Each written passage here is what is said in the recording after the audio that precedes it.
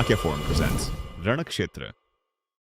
नमस्कार, रणक्षेत्र में आपका स्वागत है। मैं राम अवतार पांडे।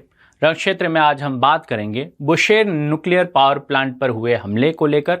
इसके साथ ही हम जानेंगे कि ईरान और अमेरिका के बीच में चल रहे युद्ध के बीच में डोनाल्ड ट्रंप ने क्या कहा। इसके साथ ये भी जानेंगे कि लारजानी के मौत के बाद ईरान की स्थिति अभी क्या है।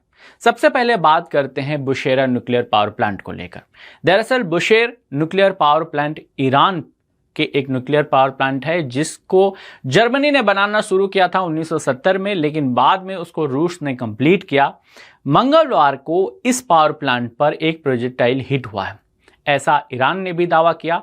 इसके साथ साथ IAEA यानी इंटरनेशनल एटॉमिक एनर्जी एजेंसी ने भी कहा, The IAEA has been informed by the Iran that projectile hit the premises of Bushehr nuclear power plant on Tuesday evening.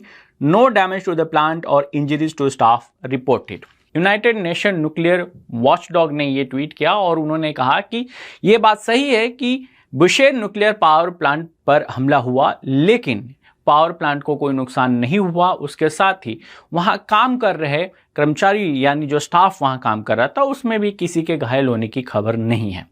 लेकिन ये एक बहुत बड़ी गंभीर समस्या हो सकती है।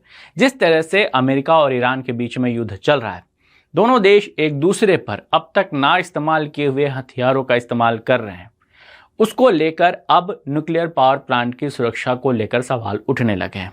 हालांकि न्यूक्लियर पावर प्लांट बुशेर के जो प्रोजेक्टाइल हिट हुआ उसमें ना प्लांट को अभी कुछ क्षति हुई है, ना वहां पर काम कर रहे किसी स्टाफ को क्षति हुई है। इसको लेकर रोस्टम यानी रशिया की जो कॉरपोरेशन है उसने भी एक बयान जारी किया है। Russia state nuclear energy corporation condemned the strike on Tuesday, adding that radiation level around the plant whose construction was started in Germany company in the 97 later completed by Russia was normal। यानी जो ये power plant था उसके आसपास का जो radiation level है वो वैसे ही है जो कि प्रोजेक्टाइल के हिट करने से पहले था। यानी पूरे पावर प्लांट को सुरक्षा, अभी उसकी सुरक्षा को लेकर कोई चिंता की बात नहीं है। पावर प्लांट अभी सुरक्षित है, लेकिन जिस तरीके से दोनों देश लड़ रहे हैं, ऐसी स्थिति में इस तरह के पावर प्लांट की सुरक्षा को लेकर अब सवाल खड़े होने लगे हैं। अमेरिकी सेना का कहना है कि अब तक जो इतने 2 हफ्ते से ज़्यादा जो युद्ध चल रहा है उसमें जिन बमों का इस्तेमाल नहीं हुआ, अमेरिका भी अब उन बमों का इस्तेमाल कर रहा है। ईरान ने भी एक ऐसे ही मिसाइल का इस्तेमाल किया है जो अब तक उसने इस युद्ध में नहीं किया। वो कौन सी मिसाइल है इसके बारे में बात करेंगे। सबसे पहले जान लेते हैं कि अमेरिका ने क्या किया।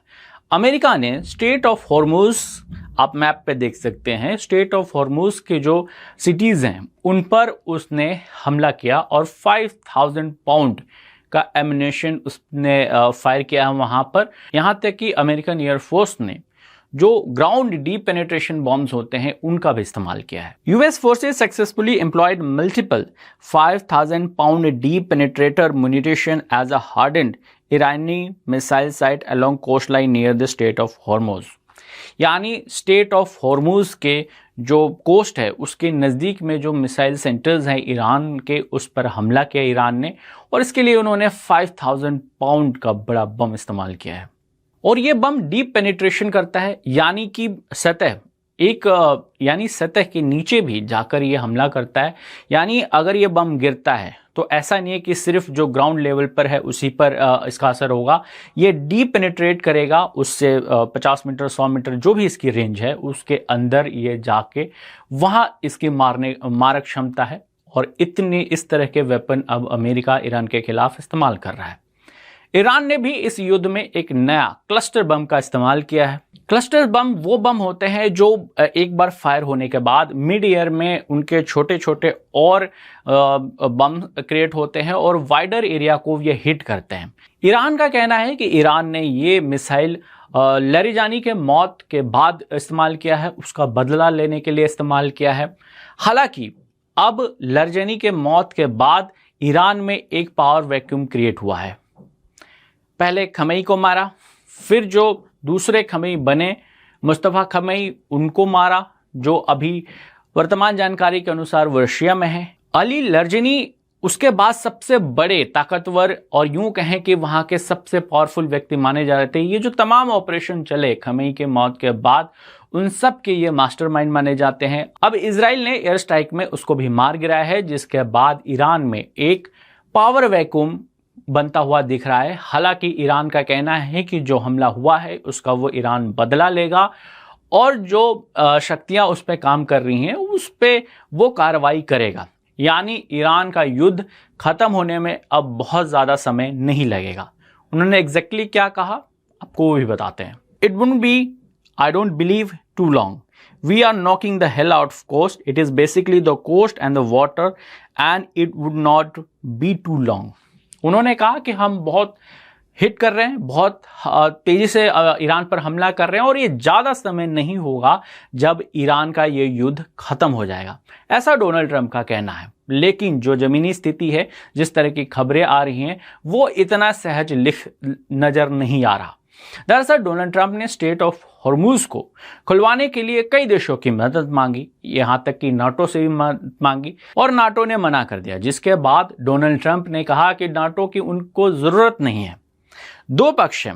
स्टेट ऑफ हॉर्मुज को, जो कि अभी ईरान ने चोक कर रखा है, उसको खुलवाने के लिए डोनाल्ड ट्रंप ने जो कंट्रीज मिडिल ईस्ट से तेल आयात करती हैं उन देशों से सेना भेजने की बात कही, जिसमें सबसे ज़्यादा चीन की बात उन्होंने कही। चीन, ईरान का 90% तेल चीन खुद खरीदता है।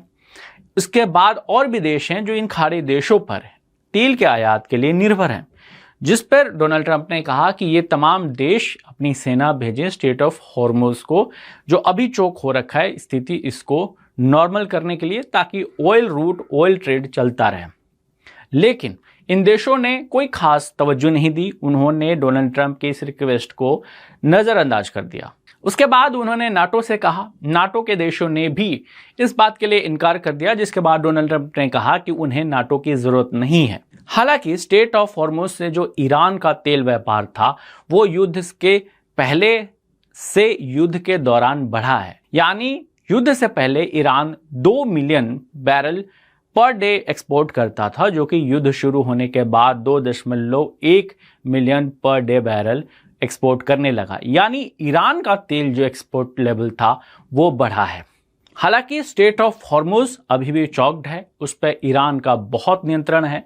कई देशों के जो शिप्स हैं वहां से अब निकल पा रहे हैं, लेकिन इन सब के बीच में युद्ध भी जारी है।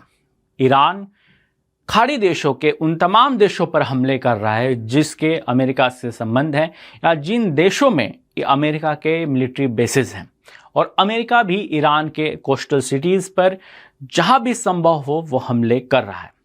युद्ध अभी जारी है। इन सब के बीच में डोनाल्ड ट्रंप का ये कहना कि ये युद्ध लंबा नहीं चलेगा, बहुत जल्दी खत्म हो जाएगा, कितना सच है ये तो अभी आने वाले भविष्य के गोद में ही छुपा है। रण क्षेत्र में आज इतना ही। आपको ये वीडियो कैसी लगी कमेंट बॉक्स में जरूर बताएं। इसके साथ वीडियो को लाइक और शेयर करना बिल्कुल ना भूलें और चैनल को सब्सक्राइब करें। जय हिंद।